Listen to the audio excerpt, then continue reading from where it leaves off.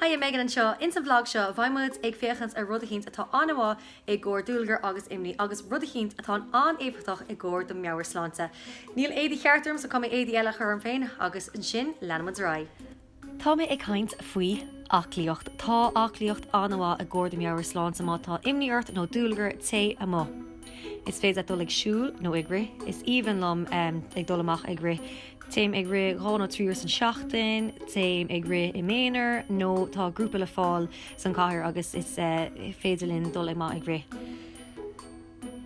Tá se anmha freisin mar nuair tá tíomh má tá tú an muoi san áidir agus tá an áidir anmha freisin i gcóir do meabhair sláinte.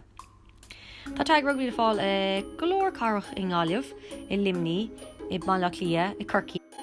Má tá tú bugan in búra faoin anad sport, muna bhfuil anad sport I de cheantar, is féidir gachród a dhéanamh Somália.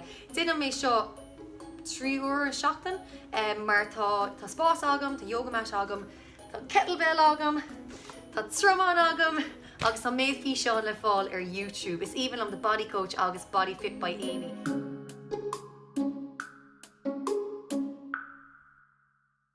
So tá sé éasca rudahínt a dhéanamh Somália. Ban tríl as gachrod atá le fáil I de cheantar, tógabóga, ban tanamhas agus din iirecht rudahínt a dhéanamh gach éon lá.